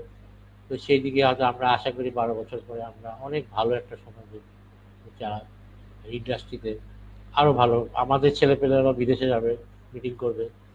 ঠিক আছে, ওনার আমাদের তো এই জায়গায় যাইতেছে, কর্পোরেট কালচারটা এই জায়গায় এখন অনেক জায়গায় আছে, এমপ্লয়িরাই যাইতেছে মিটিং করতে, মেলায় যেতেছে। এটা কিন্তু আমাদের আগের মালিকদের মধ্যে অনেক না। ইয়ে ছিল, রেস্ট্রিকশন ছিল, তারা চাইতো না মানুষ শিখুক। হ্যাঁ, আমি নিজেই বলি যে আমি চাইতাম না আমার এমপ্লয়ি মিটিং আসুক। ঠিক আছে, আমার এমপ্লয়ি দূরে থাকে। আমি একটা ভয় বায়ার কাজ করতো সবার মাঝে যে পারবে কিনা। কিছু কিছু ঘটনাও ঘটছে দুর্ভাগ্যজনক, যে অনেক এমপ্লয়িরা বায়ারদের পিছন দিয়ে ঢাকা দিতে নিয়ে চলে গেছে, প্রাইস কম দিচ্ছে। এই ধরনের ঘটনাও হয়েছে, যার কারণে মালিকরাও সেই জায়গায় আমাদের সেই আস্থাটা কিন্তু এখনো নিতে পারে। যে দেখা গেছে এখনো আমাদের এখানে অনেক রকম ফোবিয়া হয় যে বায়ার নিয়ে চলে গেছে, কম প্রাইস অন্য জায়গা থেকে অফার করছে, সে এক জায়গায় চাকরি করতো, হ্যাঁ, কিন্তু সেই চাকরি থাকা অবস্থাতে দেখা গেছে সে কমিউনিকেশন করছে অন্য জায়গার থেকে। সেই জায়গাগুলো কিন্তু এখনো আমাদের আছে, হয়তো আস্তে আস্তে কমে আসতেছে, যার কারণে মালিকদেরও ট্রাস্ট লেভেলটা এখনো গ্রো করেনি ওইভাবে, যে আমাদের সেই কর্পোরেট কালচারটা হয়তো আগামীতে চলে আসবে আমার কাছে। এখন আমি রিপনের কাছে কিছু বলতে চাই। রিপন, আহসান ভাইয়ের কাছে তোমার কোনো কোশ্চেন জানবে, তুমি যে জায়গায় আছো আহসান ভাইয়ের থেকে তুমি কি জানো? আহ, আসাদ ভাই কমিউনিকেশন নিয়ে খুব ইম্পর্টেন্ট একটি পয়েন্ট হাইলাইট করেছেন, যেটা আসলে আমরা কাজ করার ক্ষেত্রে আমরা যেটা ফেস করি। Actually communication is everything. যে মার্চেন্ডাইজার কমিউনিকেশন বেটার করতে পারবে সে বেটার অর্ডার আনবে, এটা একদম মানে কি কি কি পয়েন্ট ফর এ মার্চেন্ডাইজার। তো এই জিনিসগুলো আসলে আমরা যারা এখন প্রফেশনাল ফিল্ডে আছি, কাজ করছি, আমরা চেষ্টা করছি আমরাও নিজেদেরকে ডে বাই ডে ডেভেলপ করার জন্য। আর যারা স্টুডেন্ট আছে তাদেরকে আমরা বলবো যে পড়াশোনার পাশাপাশি এক্সট্রা কারিকুলার অ্যাক্টিভিটিসে একটু বেশি ইনভলভ হতে। কারণ কি, যখন মানুষের সাথে বেশি মিশবে, কোনো সংগঠনের সাথে কাজ করবে, তখন কি হবে, তখন কমিউনিকেশন স্কিলটা অটোমেটিক ডেভেলপ হবে। কমিউনিকেশন স্কিলটা বেটার করার জন্য কি করতে হবে, অন্য মানুষকে রিড করতে হবে। রিড করার ক্ষমতাটা তখনই ডেভেলপ হবে যখন সে মিশবে, কারোর সাথে চলবে, ফিরবে, ঘুরবে, কথা বলবে, এবং প্রপার ওয়েতে মানে অপোজিট পার্সনটা কি করছে সেটা বা তার কি ফিডব্যাক হবে সেটা বোঝার চেষ্টা করবে। তো this is very good point. Sir, Mahmud ভাইয়ের কাছে আমার একটা প্রশ্ন ছিল। বর্তমানে যে আমাদের ট্যারিফ যুদ্ধ চলছে, বর্তমানে একসময় 35, একসময় 20, আবার এটা সামনে আবার বাড়ে কিনা কমে, তার কোনো আসলে ভবিষ্যৎ কোনো ফিক্স কিছু নাই। তো এই সিচুয়েশনের মধ্যে আমরা আমাদের যে ইন্ডাস্ট্রিটা এখন যে পজিশনে আছে, বা আমাদের বিজনেসটা কারেন্টলি যে পজিশনে দাঁড়িয়ে আছে, এটার ভবিষ্যৎ আপনি কি মনে করছেন? আমাদেরকে অর্ডার বাড়ার সম্ভাবনা আছে নাকি অর্ডার স্টেবল থাকবে? এটার সাথে আমি একটা জিনিস যুক্ত করি। হাসান ভাই তো ইউরোপ মার্কেটে আছে, আমরা কিন্তু ইউরোপ নিয়ে কোনো আলোচনা, টেরিফ নিয়ে ইউএস ইউএস ইউএস নিয়ে আলোচনা, ইউরোপ অ্যান্ড ইউএস নিয়ে একটু কম্বাইন করে আপনি বলবেন এই ইম্প্যাক্টে ইউরোপ মার্কেটে এক্স্যাক্টলি। কম্পিটিশনটা কি বাড়াবে?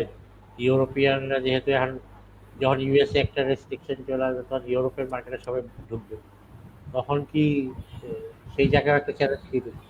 আরেকটা চ্যালেঞ্জ আমি দেখতে পাই, যেটা আমি ভুলে যাবো, আমি বলে নিই, আরেকটা চ্যালেঞ্জ কিন্তু সামনে আসছে। সেটা কিন্তু আমাদের মানে আমি স্টাডি করলাম, যা দেখলাম যে এখন আমাদেরকে বাংলাদেশের যে সিচুয়েশন ক্রিয়েট হচ্ছে, তাতে আগে আমরা কিন্তু কম্পিটিশন করতাম শুধু দেশীয় বিভিন্ন বায়ারের সাথে, বায়ার আপনার সাথে আমি কম্পিটিশন করতেছি, কিন্তু এখন কিন্তু আমাদের বাংলাদেশে বৈশাই বিদেশি বিনিয়োগকারী প্রতিষ্ঠানগুলোর সাথেও কম্পিটিশন করতে, কোরিয়ান ইনভেস্টমেন্ট ফ্যাক্টরি হচ্ছে, কোরিয়ান বাইং হল, চাইনিজ বাইং হল।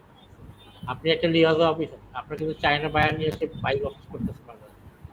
আমার লোকাল এক্সপোর্টাররা কিন্তু এখন চাইনিজের সাথে বাংলাদেশে বসে কম্পিটিশন, সেই জায়গাটাও কিন্তু একটা চ্যালেঞ্জ সামনে আসছে, যে এক্সপোর্টাররা কিন্তু ফ্যাক্টরি এক্সপোর্টার সবাইকে কিন্তু খালি বাংলাদেশি না, এখন বিদেশি যে বাংলাদেশের অফিসগুলো আছে, তারা কিন্তু এই চায়না যদি বাংলাদেশে ফ্যাক্টরি করে বা কোনো ফ্যাক্টরিতে অর্ডার দেয়, সে কিন্তু এখানে একটা বাইং অফিস, তার বায়ার কিন্তু ইউএস, সে কিন্তু এখানে নিবে, পাকিস্তানে নিবে, ইন্ডিয়ায় নেবে, তিনটা দেশে কাজ করে। সবকিছু মিলে মাহবুব ভাই একটু বলবেন কোন চ্যালেঞ্জে আমরা আসলে সাউদিন ভাই, চ্যালেঞ্জ তো আমাদের এভরি সেক্টরে আছে। হ্যাঁ, সবসময় আছে, চ্যালেঞ্জটা তারপরে চ্যালেঞ্জটা এভরি সেক্টরে আছে। আমি যদি আপনার একটু মানে আমি আমি এই লেভেলগুলিতে খুব বেশি নেগেটিভ না, আমি অলওয়েজ একটু পজিটিভ থাকার চেষ্টা করি, কারণ এত বেশি ধাক্কা আসে সবসময়। ধরেন আপনার একটা এলাকাতে, ধরেন একটা ছোট্ট একটা টাউনে একটা কলেজ করলো, কলেজটা ভালো চলতেছে, বা একটা স্কুল করলো, স্কুলটা ভালো চলতেছে। পাশাপাশি কি হয় জানেন, একই ক্যাটাগরির আরেকটা স্কুল হয়ে যায়। তারপরে আরেকজন বলে যে আরে দুটো স্কুলই তো ভালো চলতেছে, তাহলে আরেকটা স্কুল হয়ে যায়। দেখেন আপনি একটা টাউনে একটা স্কুল ভালো চলতেছিল, পাশাপাশি তিনটা স্কুল হয়ে গেল, স্টুডেন্ট গুলো ডিভাইডেড হয়ে গেল তিনটা স্কুলে। এখন এই যে তিনটা স্কুল হলো, তিনটা স্কুলের মধ্যে কিন্তু আপনার একটা ইন্টারনাল কম্পিটিশন চলে, বাট সাকসেসফুল সেই যে ভালো পড়াইতেছে। আমার কাছে মনে হয় যে আমাদের মার্কেটটা এমনই, আপনার আপস এন্ড ডাউনস থাকতেছে। একবার টেরিফ বাড়াইতেছে, আমার মনে হচ্ছে অর্ডার সব চলে যাবে। একবার মনে হচ্ছে যে আমেরিকান অর্ডার যদি গ্যাপ পড়ে যায়, ইউরোপিয়ান কাস্টমার গুলি এই বেনিফিটটা নেওয়ার চেষ্টা করবে, তারা কি করবে, প্রাইস কমাই দিবে। আবার মনে হচ্ছে যে না, আমেরিকান অর্ডার যদি এখন অনেক বেশি আসে, আমাদের ফ্যাক্টরি ক্যাপাসিটি গুলি আমরা কাভার করতে পারবো না, ক্যাপাসিটি ফিল আপ হয়ে যাবে, আমরা প্রপার সাপোর্ট দিতে পারবো না। দেন ইউরোপিয়ান কাস্টমার গুলো হয়তো বা যেই জায়গায় আমেরিকান টেরিফ বেশি ওই জায়গাতে গিয়ে তাদের জায়গা করে নিবে। বাট আমাদের যেই ফ্যাসিলিটিস গুলো আছে, আমাদের যেই ফ্যাক্টরি গুলোর যে ক্যাপাসিটি আছে, এই ক্যাপাসিটি কিন্তু আমাদের আশেপাশে যে কান্ট্রি গুলি আছে এই ধরনের ক্যাপাসিটি দিতে পারবে না। পার্টিকুলার কোনো একটা প্রোডাক্টে হয়তো বা কোনো দেশ ভালো, বাট ওভারঅল সব প্রোডাক্ট যদি আপনি হিসাব করেন, ওভারঅল সব প্রোডাক্ট যদি আপনি চিন্তা করেন, আমার মনে হয় যে বাংলাদেশের চাইতে বেটার ক্যাপাসিটি, কোয়ালিটি এবং কমিটমেন্ট আমাদের আশেপাশে কোনো কান্ট্রিতে নাই। হয়তো বা কাস্টমার ডেফিনেটলি ট্রাই করবে, বাংলাদেশে ট্রাই করবো, আরেকটা দেশে ট্রাই করবো, আরেকটা দেশে ট্রাই করবে। বাট আপনি দেখেন ঘুরে ফিরে কিন্তু আমাদের হয়তো বা খুব একটা স্ট্রাগল যায়, বাট আমরা ওভারকাম করতে পারতেছি, আমাদের কাছে আসতেছে। মোস্ট ইম্পর্টেন্ট আমার কাছে যেটা, সেটা হচ্ছে যে আমাদের বেসিক প্রোডাক্ট করার যে প্রবণতা, যে আমরা শুধু একটা টি শার্ট করবো বা আমরা একটা বেসিক প্রোডাক্ট করবো, অনেক ভলিউম থাকবে, আমরা শুধু সিলাবার শিপমেন্ট করবো, সিলাবার শিপমেন্ট করবো, এই জায়গা থেকে বেরিয়ে আসতে হবে আমাদের। আমাদের এখন মাল্টি প্রোডাক্ট যেতে হবে। আমাদের বেসিক প্রোডাক্টে বেরিয়ে আমরা একটু ফ্যাশনে যে আমরা যে ব্র্যান্ড, অনেকগুলো ব্র্যান্ড আছে কিন্তু বাংলাদেশে কাজই করে না কেন? ইভেন আপনিও যদি ইউরোপে যান, আপনি যখন নাকি একটা শার্ট দেখবেন made in Bangladesh, you feel proud, but আপনি কিন্তু শার্ট কিনবেন না। আপনি চিন্তা করবেন যে আমি বিদেশে এসে বাংলাদেশ, মেড ইন বাংলাদেশ কেন কিনবো? এই যে মেড ইন বাংলাদেশের যে একটা আমরা যে এই চিপ প্রোডাক্টের যেই আমাদের একটা লেভেল আছে, এই জিনিসটাতে আমরা যদি বেরোইতে পারি, আমরা আরো অনেক ব্র্যান্ডগুলির সাথে হয়তো বা কোঅপারেট করতে পারবো এবং অনেক ভালো ভালো ব্র্যান্ডগুলো আমাদের কাছে আসবে। আমাদের ফেব্রিক ভালো, আমাদের সুইং কোয়ালিটি ভালো, আমাদের কমিটমেন্ট ভালো। এর চেয়ে ভালো কমিটমেন্ট কোয়ালিটি কে দেয় আপনি বলেন? আমাদের আশেপাশে কোন দেশটা দিতে পারতেছে? তারপরেও মানে কিন্তু আমাদের কিছু কিছু ব্র্যান্ড আমরা এখনো করতে পারতেছি না। আমাদের মেনলি আর কি প্রোডাক্ট বাস্কেটটা খুব ছোট, প্রোডাক্ট কেন? বাস্কেটটা বড়। কারণ ওই ব্র্যান্ডগুলি মনে করে মেড ইন বাংলাদেশ যদি তার লেভেলের মধ্যে থাকে, সে যেই প্রাইজে আপনার যেই কাস্টমারের কাছে প্রোডাক্টটা সেল করতেছে, সে হয়তো কিনবে না। কারণ বাংলাদেশ আমরা চিপ প্রোডাক্ট করতেছি, ওই যারা আপনার একটু ভ্যালু অ্যাডেড প্রোডাক্ট গুলি কিনে, তারা তখন মনে করে যে হয়তো বা এটা বাংলাদেশের মানে এত প্রাইস কেন, এটা তো চিপ কোয়ালিটি। আপনারা ইন্ডাস্ট্রিতে আছেন, আমার মনে হয় যে যারা লিডার বা লিড দিতেছে এই ইন্ডাস্ট্রিকে, তাদেরকে আমি রিকোয়েস্ট করবো যে আমরা কত তাড়াতাড়ি এই জায়গা থেকে বেরিয়ে আসতে পারি যে বাংলাদেশ আসলে চিপ প্রোডাক্টের কান্ট্রি, আমরা গুড প্রোডাক্টের কান্ট্রি। এটাই খুব ভালো সাউদিন লাগলো, ভাই আমার। খুব ভালো লাগলো আপনার। We are not cheap product, we are good product, এই জায়গায় আসতে হবে। আপনি দেখেন, আমাদের আপনি জান না ফেব্রিক্স এর দিক দিয়ে আমাদের চেয়ে ভালো ফেব্রিক্স কে করতেছে? এই যে আর কমিটমেন্ট, আরেকটা জিনিস আমি আশেপাশে কোন এমইকিউ দেশ আমাদের এমইকিউ চেয়ে ভালো কমিটমেন্টে কাজ করতেছে? আমি একটা রিসার্চ করছিলাম, আমি গত 2 বছর আমি পুরো একটা স্টাডি করছি, সেটা একটু ছোট্ট করে এর আগে আমি শেয়ার করছি আরেকটা আমাদের অনুষ্ঠানে, যে আমাদের আসলে এমইকিউ, আমাদের যে মাইন্ডসেটটা, আগামীতে যদি আমরা এমইকিউর ব্যাপারটা না ভাঙি, মানে মিনিমাম অর্ডার কোয়ান্টিটি প্রোডাকশনের জায়গায় যদি না যাই, এটা যে থেকে আমি বেরিয়ে আসতে হবে। আমাদের যে ভলিউম মানে 5,000 পিসের পার স্টাইল চাই, 1 লক্ষ পিস পার পিও চাই, এই যে টেন্ডেন্সি, এটা দিয়ে বেশি দিন কিন্তু আমরা টিকতে পারবো না বাজারে। আমাদের যদি বাস্কেট বড় করতে হয়, ভলিউম বড় করতে হয়, আমাদের এই জায়গায় যাইতে হবে। বড় বড় ইন্ডাস্ট্রিকে ছোট এমইকিউর অর্ডারের লাইন তৈরি করতে হবে। আমি যেটা চাই, যদি আমরা বাস্কেট বাড়াইতে চাই, এরকম অনেক আমি হিসাব করছি 5,000 বায়ার আছে যাদের 3টা স্টোর, 2টা স্টোর, 4টা স্টোর, এরকম স্টোর আছে। হ্যাঁ, তাদের এমইকিউ কিন্তু তারা ইউরোপে সেলাইতেছে বা আমেরিকাতেই সেলাইতেছে, ইটালিতে সেলাইতেছে, ছোট ছোট ফাস্ট ফ্যাশন। বাংলাদেশ তারা কিন্তু অনেক হাই পে করে, যেটা চিন্তা করা যায়। অথচ আমাদের আমাদের কিন্তু অনেক ডোমেস্টিক ইন্ডাস্ট্রি আছে যারা 10 পিস 5 পিস সেলায়। আমাদের কিন্তু সেই কোয়ালিটি আছে, সেই লোক কিন্তু আছে, কিন্তু আমাদের ইন্ডাস্ট্রিরা যে ওই যে মাইন্ডসেট, আমরা ভলিউম করবো, যদি আমাদের কারেন্ট ইন্ডাস্ট্রির মালিকরা বা নতুন এন্টারপ্রেনাররা যদি এই ছোট ছোট এমইকিউ দিয়ে প্রোডাকশন বা শুরু করে, আমার মনে হয় আমাদের 5-6 বছর বা আরো বেশি সময় লাগুক, কিন্তু ওই ফ্যাক্টরি বাড়ুক। ছোট ছোট ফ্যাক্টরি আমি চাই বাড়ুক, বড় ফ্যাক্টরির চাইতে যদি ছোট ফ্যাক্টরি মিনিমাম অর্ডার কোয়ান্টিটি নিয়ে আগায়, তাহলে আমার মনে হয় অর্ডার অর্ডার অর্ডার 10,000 পিস নিলে তারা 1,00,000 পিসের ভ্যালু পায়। মানে ভ্যালু বাড়বে, Agree. কোয়ান্টিটি কম হোক, ভ্যালু বাড়বে, সেই জায়গায় কাজ করা উচিত। নাইলে কিন্তু ওই যে রেসিপি না থাকলে কিন্তু আপনি ইন্ডাস্ট্রি ঠিক আছে, লং রানে সারা বিশ্বে কিন্তু কইবা যাবে। এক সময় এক বায়ার, কোনো বায়ারই দেখবেন এখন আস্তে আস্তে আগামীতে আরো দেখবেন যে একটা কালারে কেউ 1,00,000 পিস আর নিবে না, আগামীতে নেবে না। হ্যাঁ, কেউ একটা স্টাইলে 1,00,000 পিস, হয়তো 5,000 পিস নেবে, 3টা স্টাইল, 6টা কালার, এই জায়গায় চলে আসবে মানুষ। তো ওই জায়গায় তো আমরা এখনো সেট। যদি আমরা করতে পারি, এটাও কিন্তু একটা বিশাল অ্যাডভান্টেজ। যেটার আমি দেখছি যে একমাত্র মুস্তাফিজ ভাই, আপনি কিউট ড্রেস চিনেন কিনা, কিউট ড্রেসে Curious, হ্যাঁ, মোটামুটি অবশ্যই এই জানি। জায়গাটা রপ্ত করছে। হ্যাঁ, তো উনি কিন্তু খুব ভালোভাবে এই জায়গাটা রপ্ত করছে। আমাদের ইন্ডাস্ট্রি হচ্ছে আগামীতে সব এই টাইপের ইন্ডাস্ট্রি খুব দরকার। তাহলে আমরা ভলিউম নিয়ে বেশি দিন টিকা যাবে, নাহলে ওই প্রাইস থেকে উঠতে পারবো। ভলিউম দিব, তখন বলবে যে সিএম $8, $6, এফওপি এই, যেহেতু ভলিউম। আর ফ্যাক্টরি ওনারা তো ফ্যাক্টরি করে বিশাল লোন নিয়ে, অনেক কিছু নিয়ে, তাদের সেই পাওয়ারটা, যেটা নেগোসিয়েশন পাওয়ারটা কিন্তু অনেক উইক হয়ে গেছে আমাদের ইন্ডাস্ট্রি। হ্যাঁ, যার কারণে তাদের বাধ্য হয়ে অর্ডার নিতে হয়, ফ্যাক্টরি রান করতে হয়, ব্যাংক চালাইতে হয়। তো সেই জায়গাগুলো থেকে কিন্তু অনেক দুর্বল হয়ে গেছি আমরা, যার কারণে অনেকেরই নেগোসিয়েশন পাওয়ার লো। হ্যাঁ, এটা একটা অবস্টিকলস, আমরা ফেয়ার প্রাইস না পাওয়ার পিছনেও এটা একটা অবস্টিকলস। তো যাই হোক, এখন আমরা বেশি লম্বা আর বলবো না। আমরা জহিরুল, আর কোনো কোশ্চেন আমাদের কমন বক্সে কোনো কোশ্চেন আছে? জহির, স্যার আপনার কথা শুনতে পাইনি, কাইন্ডলি আরেকবার রিপিট করবেন? কমেন্ট বক্সে কোনো কোশ্চেন আসছে?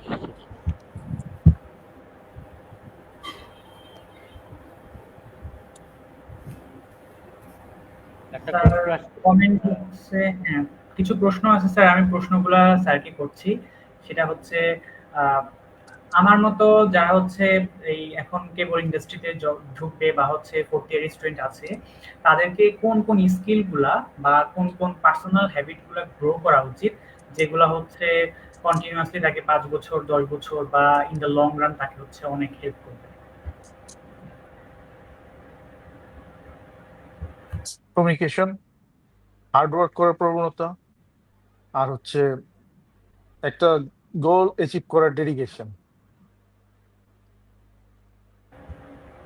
আর আমাদের কমেন্ট বক্সে কি কোশ্চেন আছে দেখো, জহির। কিছু প্রশ্ন মনে করছো না, স্যারের কাছে কিছু প্রশ্ন করছো?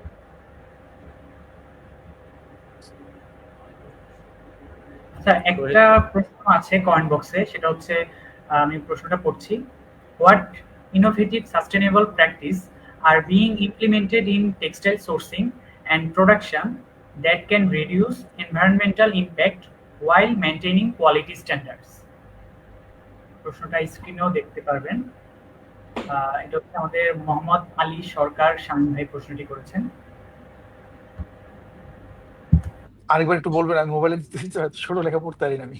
I will what Sorry. innovative sustainable practice are being implemented in textile sourcing and production that can be reduce environmental impact with maintaining quality standards? আচ্ছা,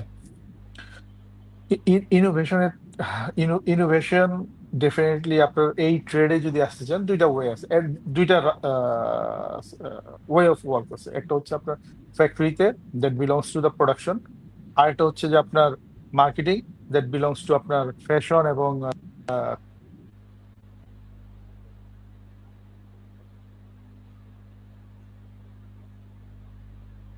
লাইনটা কি চলে গেছে?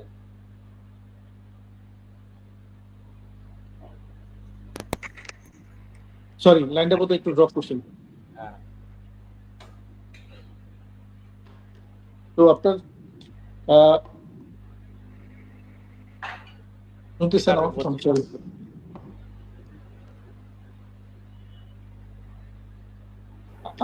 শুনতেছেন? সরি। জি, আমরা শুনতে পাচ্ছি, প্লিজ আচ্ছা কন্টিনিউ। আচ্ছা। তো আপনার, আমার মনে হয় যারা আপনার বাইং হাউস বা আপনার বায়ার ডিলিংস বলেন বা ফ্যাক্টরিতে যারা আছেন, আমার আপনাদের কাজের পাশাপাশি গ্লোবাল যে ফ্যাশন আছে, গ্লোবাল ফ্যাশনগুলি সম্পর্কে আপনাদের আরো বেশি ইনভলভ থাকা, তাদের সাথে আপনার যে ওয়েবসাইটগুলি আছে, ওয়েবসাইটগুলি আপনার গোথ্রু করা, স্টাডি করা, এবং ওই অনুযায়ী যে আমার প্রেজেন্ট মার্কেট বা গ্লোবাল ক্লাইমেট, ফ্যাশন তো চেঞ্জ হয়, আপনার ক্লাইমেট একটা বড় ইফেক্ট করে এই জায়গায় বা ইম্প্যাক্ট রাখে। তো এই জায়গাগুলি আমার মনে হয় যে প্রত্যেকটা স্টুডেন্ট যখন নাকি কাজ করতে আসবে টেক্সটাইল ইন্ডাস্ট্রিতে, তাদেরকে কাজের পাশাপাশি এই জিনিসগুলো যদি তারা স্টাডি করে, গোছু করে, এটা তাদের ডেফিনেটলি অনেক বেশি হেল্প করবে কাজের জন্য। আমি আরেকটা জিনিস অ্যাড করতে চাই যে আমরা প্রায় 1 ঘন্টা হয়ে গেছে, আমরা একটা আমার মাথায় আসছে একটা প্রশ্ন, যেটা এখন এই ইন্ডাস্ট্রির কিন্তু আগে কাজের ইয়েটা খুব সীমিত ছিল। মার্চেন্টাইল 3টা ভাগে আমি বলতে পারি যে আমাদের 3টা ভাগ, একটা হলো মার্কেটিং, একটা প্রোডাকশন, একটা লজিস্টিক। এই 3টাই হলো মেন কাজের জায়গা। কিন্তু এখন কিন্তু আমাদের এই কাজের বাইরে এই 3টাই ছিল মেন কাজের জায়গা। চাকরি বলেন যাই বলেন, এই 3টা জায়গা ছিল। একটা ছিল মার্কেটিং, একটা প্রোডাকশন, একটা লজিস্টিক। এখন কিন্তু আরো 2টা জিনিস কিন্তু এই ইন্ডাস্ট্রিতে আরো নতুন সম্ভাবনা জানছে। একটা হলো কমপ্লায়েন্স, তারপরে আপনার এনভায়রনমেন্ট, ঠিক আছে? যেমন সেই জায়গায় কিন্তু এখন চাকরির অনেক সুযোগ তৈরি হয়েছে, যেটা প্রোডাকশনের সাথে রিলেটেড। সেটা কিন্তু কমপ্লায়েন্স একটা ফ্যাক্টর, যে অডিট করা, সেখানে যাওয়া। এই জায়গা কিন্তু এখন কিন্তু চাকরির একটা বিশাল জায়গা সৃষ্টি। সেটাও কিন্তু টেক্সটাইল ইঞ্জিনিয়ার যারা পড়াশোনা করতেছে তাদের কিন্তু মাথায় রাখা উচিত যে চাকরির অপশনগুলো তারা সেই জায়গাও কিন্তু পড়াশোনা করতে পারে, ঠিক আছে? আমাদের এনভায়রনমেন্ট নিয়ে এখন নানা গবেষণা হইতেছে, বায়াররা নানা রিক্রুটমেন্ট দিচ্ছে। হ্যাঁ, সেই জায়গায় কিন্তু অনেক সম্ভাবনা আছে। শুধু মার্চেন্ডাইজিং, অ্যাপারেল মার্চেন্ডাইজিং, টেক্সটাইলে ডাইং ফিনিশিং ছাড়াও কিন্তু টেক্সটাইল ইঞ্জিনিয়ারিং জন্য আরো চাকরির জায়গাটা অনেক বড় হয়েছে এই ইন্ডাস্ট্রি। সেখানেও কিন্তু অনেক সুযোগ আছে। বিশেষ করে টেক্সটাইল ইঞ্জিনিয়ার যারা পড়াশোনা করছে তারা এই জায়গাগুলো, এনভায়রনমেন্টাল সায়েন্সের স্টুডেন্ট, আর্কিটেক্ট ডিপার্টমেন্টের স্টুডেন্ট, তাদের কিন্তু এই টেক্সটাইল ইন্ডাস্ট্রিতে এখন চাকরির সম্ভাবনা দেখা দিচ্ছে, আমি করছেও অনেক। সেই জায়গাটাও নোট রাখা দরকার সবার। এখন আমরা প্রায় 1 ঘন্টা আলোচনা করলাম। এই আলোচনায় আমরা মোটামুটি একটা সামারি জানতে পারি, সেটা হলো যে আমাদের এই টেক্সটাইল ইন্ডাস্ট্রিতে টেক্সটাইল আহসান ভাইয়ের যে অভিজ্ঞতা বা উনি যা বললেন, যা শেয়ার করলেন, তাতে উনি যে জায়গায় আজকে এত অক্লান্ত পরিশ্রম করে বাস্তব অভিজ্ঞতা, নানান প্রতিঘাত দিয়ে আজকে উনি একটা পর্যায়ে 22 বছর পরে একটা কোম্পানি, মাল্টিন্যাশনাল কোম্পানিকে, ব্র্যান্ডকে লিড দিচ্ছেন বাংলাদেশে। তো সেই তার থেকে আপনারা হয়তো অনেক ইনফরমেশন জানতে পারছেন, অনেক কিছু আপনারা শিখতে পারছেন। মূল শিক্ষাটা হলো যে আপনাকে পড়াশোনা শেষ করে পড়াশোনা অবশ্যই কমপ্লিট করতে হবে এবং ভালোভাবে পড়াশোনা করতে হবে, এবং পড়াশোনা করে আপনাকে বাস্তব অভিজ্ঞতা অর্জন করতে হলে আপনাকে টেক্সটাইলে যেখানে কাজের জায়গা, সেই জায়গায় আপনাকে ইনভলভ হয়ে আপনার ইগো, আপনার যত কিছু মুছে দিয়ে ভুলে গিয়ে আপনাকে ইন্ডাস্ট্রিতে ঢুকে বাস্তব অভিজ্ঞতা আপনার যত বাড়বে, আমাদের সামনে প্রমাণ আছে, আমাদের গেস্ট, আপনার ভ্যালু আপনার আরো দিন দিন আপনার ভ্যালু। আপনাকে সময় দিতে হবে, সময় দিতে হবে, শ্রম দিতে হবে, যেটা আমার গেস্ট বললেন, সময় দিতে হবে, শ্রম দিতে হবে, এবং নিজেকে সবসময় আমি অ্যাক্ট করি পড়াশোনায় থাকতে। এই ইন্ডাস্ট্রি জগতে কি হচ্ছে না হচ্ছে গ্লোবাল, আমরা আপনার কথা শোনা যাচ্ছে না। আমরা আসলে একটা গ্লোব নিয়ে ডিল করি। আমাদের সবসময় কিন্তু পড়াশোনা করতে হবে, পড়াশোনা ছাড়া থাকা যাবে। প্রতিদিনই কিন্তু র্যাপিডলি এই ইন্ডাস্ট্রি বলেন বা প্রযুক্তি বলেন চেঞ্জ হচ্ছে। সকালে একরকম হয়, 7 দিন পরে আরেক রকম হয়ে যায়। তো যদি পড়াশোনার মধ্যে না থাকে তাহলে আপনারা শিখতে পারবেন না। আর সবাইকে অনেক অনেক ধন্যবাদ, যারা অনেকক্ষণ 1 ঘন্টা ধরে শুনলেন, দেখলেন। হয়তো আপনারা নতুন কিছু জানতে পারলেন। আমাদের প্রয়াস যে আপনাদের ইন্ডাস্ট্রি কি করছে, ইন্ডাস্ট্রি কোথায় আছে, তাদের মুখে শোনা, তাদের বাস্তব অভিজ্ঞতা আপনারা শুনলেন, যদি কিছু একটা দিক নির্দেশনা পান। আমি কথা শুনতেছি না। শর্ত আপনার কি বন্ধ আছে নাকি? শোনা যায় এখন?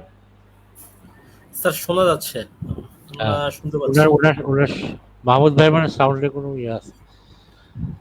এনি হাউ, জহিরুল, আপনার অনুষ্ঠানটা ক্লোজ করি আমরা তাহলে।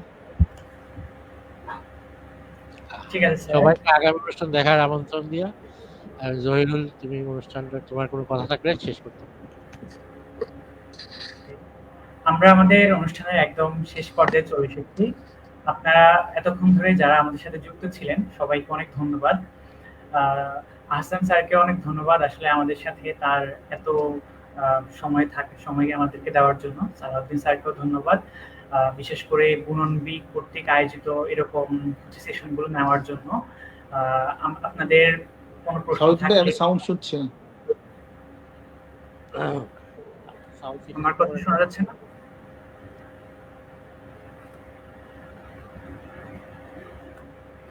আমরা আমাদের আজকের সেশনের একদম শেষ প্রান্তে চলে এসেছি। আপনারা এতক্ষণ যারা আমাদের সাথে যুক্ত ছিলেন সবাইকে অসংখ্য ধন্যবাদ। আহসান মাহমুদ স্যারকে অনেক ধন্যবাদ, স্যার তার এত গুরুত্বপূর্ণ সময়ে থাকার জন্য। সালাউদ্দিন স্যারকে অনেক ধন্যবাদ এরকম গুরুত্বপূর্ণ সেশন আয়োজন করার জন্য। যারা এতক্ষণ আমাদের সঙ্গে ছিলেন সকলকে বুনন বি পরিবারের পক্ষ থেকে জানাই ধন্যবাদ। আশা করি দেখা হবে নতুন কোনো একটি সেশনে, নতুন কোনো একটি দিনে। ততদিন সবাই ভালো থাকবেন, সুস্থ থাকবেন। আসসালামু আলাইকুম।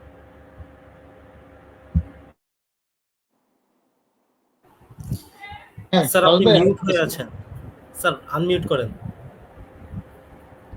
আসলে এখন শোনা যায়, একটু ডিস্টার্ব হয়েছিল। আমি শুনতেছি। আমি শেষ করার আগে হাসান ভাই লাস্ট বলবো যে আপনার আমাদের প্রায় আজকে 8 বছর আমাদের একটা ব্লগ আছে, টেক্সটাইল মার্চেন্ডাইজ পেজ আছে, এবং সবাই আমরা একই পরিবার।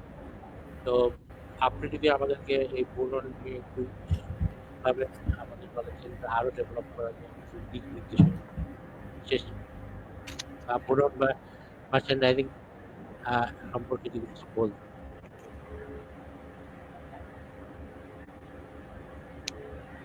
শুনতে পারা গেছে?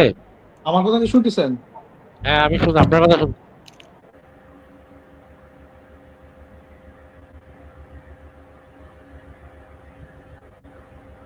স্যার আপনি প্রশ্নটা বুঝেছেন নাকি আমি আরেকবার রিপিট করব? আরেকবার বলবেন, আমি শুনি নাই কথা। আচ্ছা স্যার, প্রশ্নটা ছিল আর কি যে আপনার যদি আমাদের এই বুনন বি এর কার্যক্রম সম্পর্কে আপনার মতামত বা আপনার মতামত যদি ব্যক্ত করতেন। Thank you. বুনন, সালাউদ্দিন ভাইয়ের যে ইনিশিয়েটিভ এবং বুননের মাধ্যমে যে ইনিশিয়েটিভ আপনারা নিচ্ছেন, যে আপনাদের নিউ জেনারেশন বা যারা পড়াশোনা করতেছেন বা পড়াশোনা শেষ পর্যায়ে আছেন কেরিয়ারের জন্য, এই আপনার যে ইনিশিয়েটিভগুলো নিচ্ছেন, ডেফিনেটলি আপনার ইয়াং যারা আসছেন এই ট্রেডে এবং এই ট্রেডে যারা কেরিয়ার করতেছেন তাদের জন্য একটা বড় সাপোর্ট আমি বলবো যেটা সালাউদ্দিন ভাই করতেছেন। সেটা হচ্ছে আপনার ইন্ডাস্ট্রি সম্পর্কে আইডিয়া দেয়া, ইন্ডাস্ট্রির সাথে পরিচয় করাই দেয়া, এবং তার পরবর্তীতে বিভিন্ন ধরনের সময় উনি যেই সাজেশনমূলক ইনিশিয়েটিভগুলি নেয়, ডেফিনেটলি আমার মনে হয় যে যারা এই টেক্সটাইলের সাথে আসেন এবং আসতেছেন সবার জন্য অনেক ইম্পর্টেন্ট। সালাউদ্দিন ভাইকে এই জন্য আমার মনে হয় আমরা সবাই থ্যাংক ইউ দিতে পারি, ধন্যবাদ দিতে পারি যে সালাউদ্দিন ভাই আরো কিছু প্রজেক্ট যদি এরকম হয় যা কেরিয়ারের জন্য এবং তাদের ফিউচারের জন্য ভালো হবে, আমার মনে হয় উনি এগুলো আরো টেক কেয়ার করবেন। থ্যাংক ইউ, অনেক অনেক ধন্যবাদ। আমরা অনুষ্ঠানের এখনই সবাই বিদায় নিচ্ছি। আবার ভাই আপনাকে অসংখ্য ধন্যবাদ। ইনশাআল্লাহ আপনাকে অনেক ধন্যবাদ। জহিরুল, থ্যাংক ইউ ভাই, দোয়া করুন জি। আসসালামু আলাইকুম।